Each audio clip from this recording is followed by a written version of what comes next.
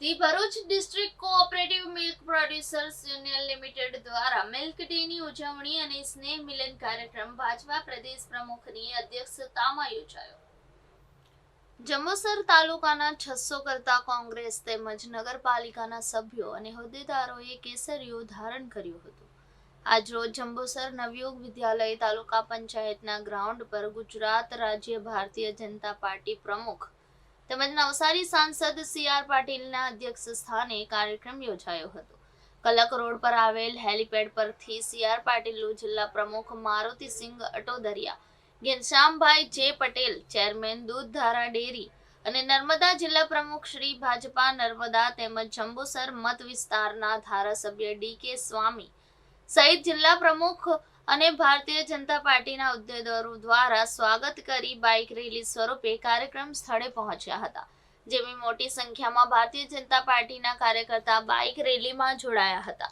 Milk ડેની ઉજવણીના ભાગરૂપે Bharuch district cooperative milk producers union limited દ્વારા આ સમગ્ર કાર્યક્રમનું આયોજન કરવામાં આવ્યું હતું, જેમાં જંબુસર આમોદ તાલુકાની 150 જેટલી મંડળીના સંચાલકો તેમજ ભરવાડ સમાજની સમગ્ર મંડળીમાં મોટી મંડળીઓ ભરવાડ સમાજ ચલાવે છે। મંડળીઓ માટે 100 ટન દાળ બનાવવાની ફેક્ટરી બનાવવામાં આવી છે, જેના દ્વારા પશુપાલનનો વધુ વિકાસ થાય, ડેરીના ચેરમેન ઘનશ્યામ પટેલ દ્વારા જણાવવામાં આવ્યું હતું। જંબુસર મત વિસ્તારના ધારાસભ્ય ડી.કે. સ્વામીએ જણાવ્યું હતું કે ભારતીય જનતા પાર્ટીએ સમગ્ર ગુજરાતમાં અને દેશમાં ભગવો લહેરાવવાની વાત કરી છે।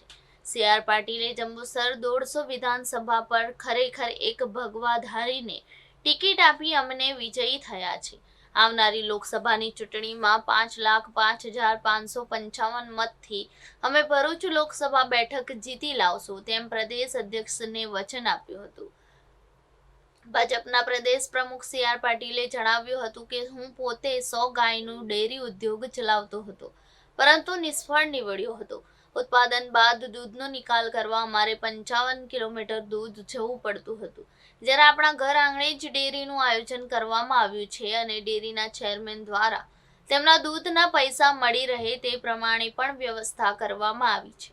તેમજ આવનારી લોકસભાની ચૂંટણીને ધ્યાનમાં લઈ તેઓએ જણાવ્યું હતું કે ભરૂચના સાંસદ મનસુખભાઈ વસાવા છેલ્લા 6 ટર્મથી સંસદ તરીકે કાર્યરત છે, પરંતુ આજ દિન સુધી કોઈ પણ પ્રકારના આક્ષેપો કે વિવાદોમાં સંડોવાયેલા નથી।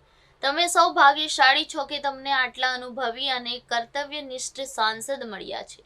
તો એમને 7મી વાર પણ ભવ્ય મતોથી વિજયી થાય તેવી અપીલ કરી હતી। વધુમાં તેઓએ જણાવ્યું હતું કે કોંગ્રેસ એવું કહેતી હતી કે ભારતીય જનતા પાર્ટીના એજન્ડામાં રામ મંદિરનો મુદ્દો લઈને ભારતીય જનતા પાર્ટી ધર્મના નામે રાજકારણ રમે છે, ત્યારે નરેન્દ્રભાઈ મોદીની ભારતીય જનતા પાર્ટીની ભાજપ સરકારે રામ મંદિર બનાવી પણ દીધું। વિપક્ષે રામ મંદિરના પ્રાણ પ્રતિષ્ઠા મહોત્સવમાં આમંત્રણ આપ્યા છતાં પણ તેઓ આ પ્રાણ પ્રતિષ્ઠા મહોત્સવમાં હાજર નહીં રહેતા કોંગ્રેસે અને ઇન્ડી ગઠબંધનના ઘણા નેતાઓએ સનાતન ધર્મનું અપમાન કર્યું છે, જેને લઈને કોંગ્રેસના કેટલાય ધારાસભ્યો અને કાર્યકર્તાઓ કોંગ્રેસ છોડીને ભારતીય જનતા પાર્ટીમાં જોડાઈ રહ્યા છે, કારણ કે કોંગ્રેસના કાર્યકર્તાઓને પાર્ટીની નીતિ પર વિશ્વાસ આવ્યો નથી।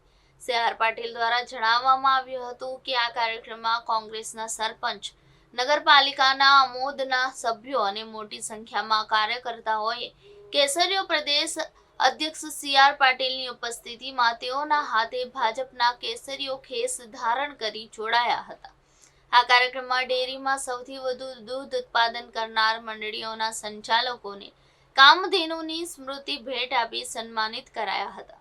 આ પ્રસંગે ભરૂચ સાંસદ મનસુખભાઈ વસાવા, જંબુસર મત વિસ્તારના ધારાસભ્ય ડી.કે. સ્વામી, ભરૂચ જિલ્લા ભારતીય જનતા પાર્ટી પ્રમુખ મારુતિસિંહ અટોદરિયા, જિલ્લા મહામંત્રી પૂર્વ ધારાસભ્ય કિરણસિંહ મકવાણા, નિરલભાઈ પટેલ, ફતેહસિંહ ગોહિલ, મંત્રી કૃપાબેન પટેલ, તાલુકા પંચાયતના પ્રમુખશ્રી, જંબુસર આમોદ નગરપાલિકાના પ્રમુખશ્રી, ભારતીય જનતા પાર્ટી જંબુસર આમોદ સંગઠન પ્રમુખ મહામંત્રી તેમજ કાર્યકર્તા શ્રીઓ, ડેરીના ડિરેક્ટર શ્રીઓ તેમજ દૂધ ઉત્પાદક મંડળીઓના તેમજ ભારતીય જનતા પાર્ટીના મોટી સંખ્યામાં કાર્યકર્તાઓ આ કાર્યક્રમમાં ઉપસ્થિત રહ્યા હતા।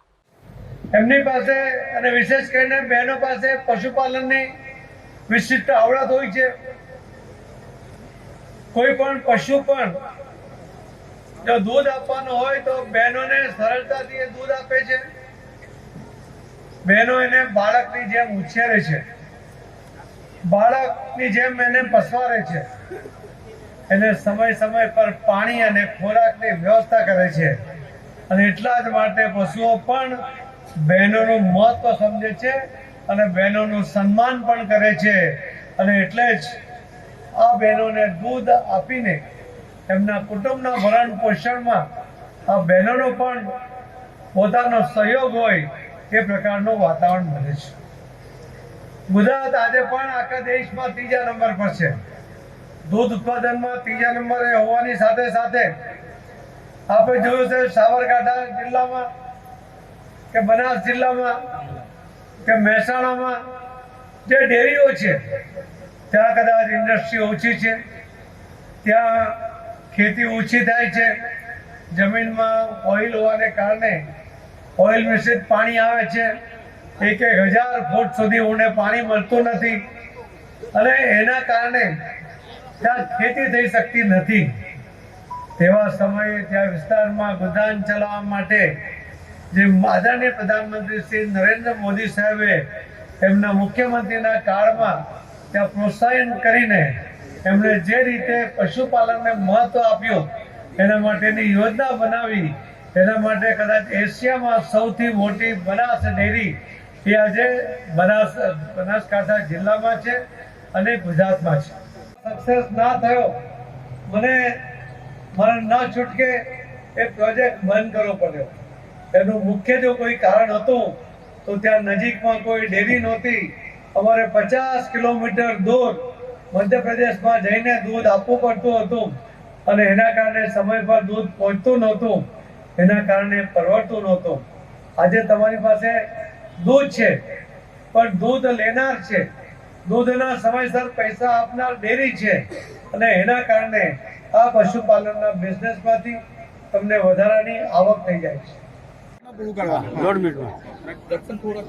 આજે દૂધધારા ડેરી મિલ્ક ડે અને સ્નેહ મિલનના કાર્યક્રમમાં ગુજરાત પ્રદેશ અધ્યક્ષ આદરણીય CR પાટીલ સાહેબ ઉપસ્થિત રહ્યા હતા. આ પ્રસંગે દૂધધારા ડેરીના સભાસદો, ડિરેક્ટરો, દૂધ ઉત્પાદકો, પશુપાલકો તથા ભારતીય જનતા પાર્ટીના કાર્યકર્તા ખૂબ મોટી સંખ્યામાં ઉપસ્થિત રહ્યા. ગુજરાત અને દેશની અંદર દૂધ ઉત્પાદન ક્ષેત્રે ખૂબ પ્રગતિ થઈ રહી છે. એમાં ભરૂચ દૂધધારા ડેરી પણ ખૂબ આગળ વધી રહી છે અને એના કારણે અહીંના ભરૂચ જિલ્લાના પશુપાલકોને સારામાં સારી આવક મળી રહી છે. ભારતીય જનતા પાર્ટીના શાસનમાં કેન્દ્રના લેવલે પણ સહકાર ખાતું ઊભું થવાથી સહકારી ક્ષેત્ર સાથે જોડાયેલા ખેડૂતો, પશુપાલકોને ખૂબ સારો એવો ફાયદો થઈ રહ્યો છે. દરેકે દરેક ક્ષેત્રમાં ગુજરાતના દેશની અંદર ભારતીય જનતા પાર્ટી એક ક્ષેત્રના માટે વિકાસના માર્ગે અનેક કલ્યાણકારી યોજના લઈને ચાલી રહી છે. અને આજે CR પાટીલ સાહેબે કીધું એ પ્રકારે કે કરેલા કામોના આધારે અને સંગઠનના તાકાતના ચેતન વસાવાનો નવો ચહેરો આવ્યો છે, આપના વિશે એના વિશે આદિવાસી વિસ્તારમાંથી ચૈતર વસાવાનો નવો ચહેરો છે. નવો ચહેરો એટલે નવો ચહેરો જ છે. ડેડિયાપાડા વિધાનસભામાં ધારાસભ્ય છે પણ ભરૂચ લોકસભામાંથી 7 વિધાનસભામાંથી 6 વિધાનસભા ભારતીય જનતા પાર્ટી પાસે છે અને 6 ધારાસભ્ય મારા બિલકુલ મજબૂત છે, મક્કમતાથી પ્રજાના કામો કરે છે. તાલુકા પંચાયત, જિલ્લા પંચાયત, નગરપાલિકા આ બધી જ જગ્યાએ સત્તામાં ભાજપ છે અને આના થકી અમે પ્રજાના અનેક ઘણા બધા કામો કરે છે અને સંગઠન પણ તેટલું અમારું મજબૂત છે. એટલે ચૈતર વસાવા આમ આદમી પાર્ટીનો નવો ચહેરો હોય કે જૂનો ચહેરો, અમને ભારતીય જનતા પાર્ટીને કોઈ ફરક પડવાનો નથી. આ ભરૂચ લોકસભા પણ ગયા વખત કરતાં પણ વધુ માર્જિનથી 5 લાખ મતથી અમે જીતવાના છે. ગત ચૂંટણીમાં કોંગ્રેસ એવું કહેતી હતી કે ભારતીય જનતા પાર્ટીની બી ટીમ છે આમ આદમી પાર્ટી. અત્યારે ભારતીય જનતા પાર્ટી આપણે આમ આદમી પાર્ટી સાથે ગઠબંધન થયું એના વિશે હવે એ કોંગ્રેસના લોકોએ વિચારવાનું છે કે ગયા વખતે અને ઘણી બધી જગ્યાએ આમ આદમી પાર્ટી એ કોંગ્રેસ પર જ પ્રહારો કર્યા છે. દિલ્હી લેવલે હોય કે સેન્ટ્રલ લેવલ હોય કે કોઈ પણ જગ્યાએ આમ આદમી પાર્ટીએ કોંગ્રેસને ભ્રષ્ટાચાર ગણાય છે, કોંગ્રેસના નેતાઓને ભ્રષ્ટાચારી ગણાય છે અને કોંગ્રેસ ને બિલકુલ છેલ્લી કક્ષાની પાર્ટી આ આમ આદમી પાર્ટીના નેતાઓ ગણાય છે. આજે દેશના પ્રધાનમંત્રી નરેન્દ્રભાઈ મોદી અને ભારતીય જનતા પાર્ટીની જે તાકાત વધી રહી છે અને આ લોકોને બધાને ડર છે કેટલાક વિદેશી પરિબળો પણ આમની સાથે જોડાયેલા છે અને નરેન્દ્રભાઈ મોદી ફરી સત્તામાં ન આવે એના માટે આ લોકો આકાશ પાતાળ એક થયા, બધા સંગઠિત થયા છે. એના ભાગરૂપે આ લોકો બધા ભેગા થયા છે, પણ એનાથી અમને ભારતીય જનતા પાર્ટીને કોઈ ફરક પડવાનો નથી. ફરી વખત પણ ત્રીજી વખત દેશના પ્રધાનમંત્રી વડાપ્રધાન બનવાના છે, એ નક્કી જ છે. ચૈતન્ય વસાવા એવું કહે છે કે હવે દાદાની ઉંમર થઈ છે, એમને રિટાયરમેન્ટ એ તો હવે કે આરોપ તો બધા લગાવી શકે, એ ખરેખર એને શોભતું નથી. રાજનીતિમાં એક ઉમેદવાર પર બીજા ઉમેદવાર પર આરોપ નહીં લગાવવો જોઈએ. હવે અમે પણ આવનારા દિવસોમાં અમે પથ્થરનો જવાબ ઈંટથી આપીશું.